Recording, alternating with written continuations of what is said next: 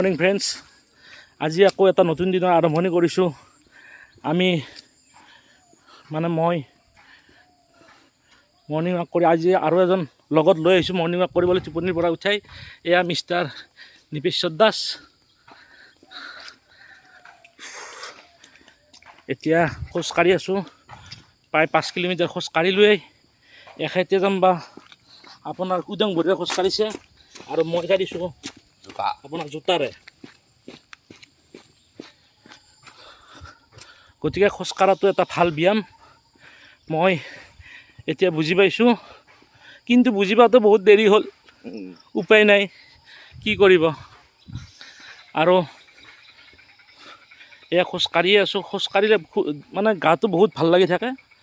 আৰু মই খোজকাঢ়ি আজি প্ৰায় 25 দিন খোজকাঢ়িলোঁ। এতিয়া মই প্ৰায় ৰিজাল্ট পাইছোঁ। মই মাছ মাংস কণী পনীৰ একো মুখত দিয়া নাই। এইবিলাক তাৰ বাহিৰে বেলেগ বস্তু খাই আছোঁ আৰু ভাতটো খুব কমাই খাইছোঁ।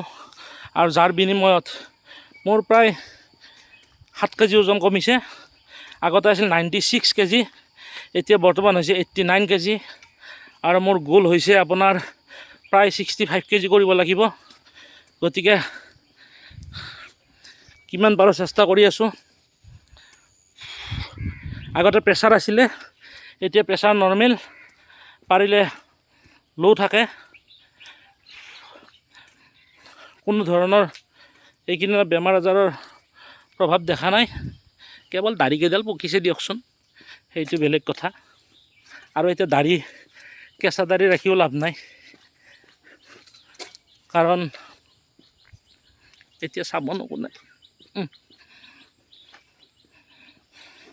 গতিকে মিষ্টাৰ নিপেশ্বৰ, আপুনি কিবা ক'ব নেকি? আপুনি নাকত দিছে যে এই অহা যোৱা ৰাস্তাত কোনো যাতে বেয়া বস্তু নেপেলায়। আৰু শৰীৰ চৰ্চাটো বিৰাট খুবেই ভাল বস্তু।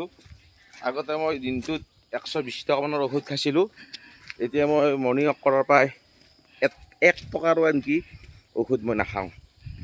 গেষ্ট্ৰিক, প্ৰেছাৰ, ডায়েবেটিছ, ফেটি লিভাৰ এইগিলা চব গুচি যায়।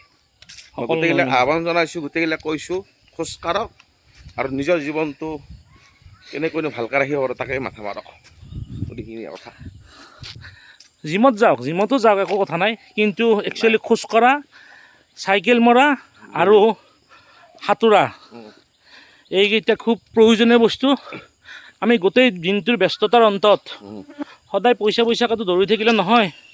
গোটেই দিনটোৰ ব্যস্ততাৰ মানে আগত অন্তত নিজৰ দেহটোক 1 ঘণ্টা সময় যদি আমি দিব পাৰোঁ, বহুত বেমাৰৰ পৰা হাত সাৰি থাকিব পাৰিম।